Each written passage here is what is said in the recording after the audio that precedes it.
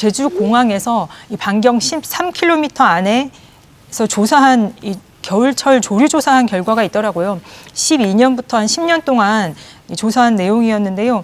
이 겨울철 제주공항 인근을 오간 조류가 10년 동안 144종 5만 2천여 마리였습니다. 국내에서 5번째로 많았고요. 군산공항이 1위를 차지하고 있었습니다. 국토부 자료라는 점 말씀을 드리고요. 사실상 굉장히 많은 수치거든요. 그래서 조류와 항공기 충돌을 우려하지 않을 수 없는 상황이다라는 수치로 느껴집니다. 근데 실제 조류 충돌 건수를 보면 제주공항에서의 나타난 지난해 조류 충돌 건수는 8월 기준 23건, 연간 한 20건가량 나타나던데 이 수치는 또 피해가 또 없고 할 경우에는 미미하게 느껴질 수 있는데 이 제주공항 내 충돌 수치가 적다고 이게 그냥 가볍게 여겨질 건 아니고 주변 조류 환경을 봤을 때는 굉장히 심각하게 느껴야 한다. 이 무안공항에서의 사고 역시 공항 내에서 발생한 게 아니고 공항 전 5km 전에 발생했다라는 증언들이 나오지 않았습니까? 때문에 이 공항 지역 밖에서 발생하는 조류 충돌의 통계, 그리고 공항 내에서의 통계 이런 게 좀 종합적으로 봤을 때는 굉장히 우려하지 않을 수 없다. 공항 외 지역에서 발생한 조류 충돌 통계도 있더라고요. 제주공항의 경우.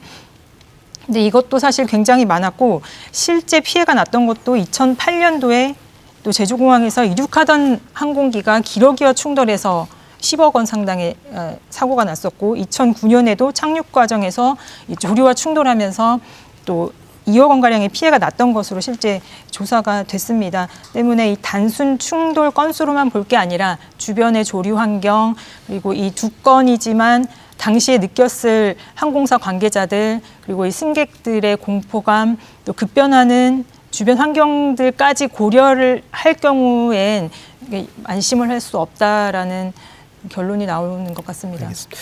기장님, 제주공항 또 많이 이용하셨을 텐데 직접 착륙도 하셨을 텐데 다른 공항에 비해서 제주공항이 더 조류에 위험하다거나 이런 건 아니죠. 어쨌든 그건 어느 공항에서 비슷한 현상 아닐까요? 어떻게 보십니까?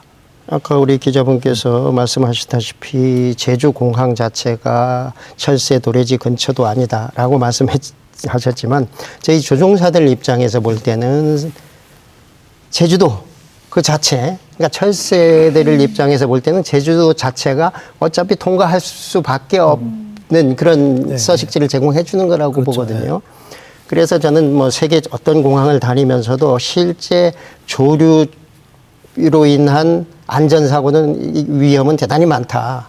그렇다 하더라도 제가 앞으로 시간이 될 때 말씀드리겠지만 항공기에 장치됐던 안전장치들과 그리고 보조, 운행 장치들로 막아주는 부분들 그런 것들 분명히 있습니다.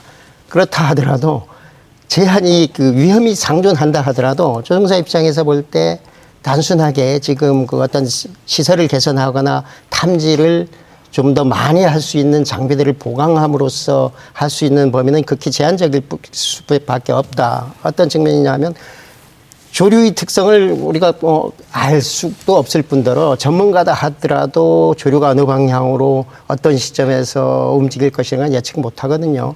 그리고 항공기 속도가 대단히 빠르고 공중이 넓다 하더라도 항공기가 가는 길은 제한적입니다.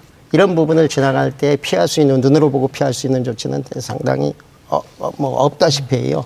단지 우리가 운행하는 것들은 엔진이 2개 이상이고 민항기들 같은 경우 그런 경우에 설사 피해를 입었다 하더라도 안전하게 착륙할 수 있는 장치들이 돼 있기 때문에 하는 것으로 간주한다면 어쨌든 그건 위험은 어느 공항이나 상존하고 특히 제주공항 제2공항이 되든 제3공항이 되든 하는데 신중히 고려돼야 할 입장이면 분명하다.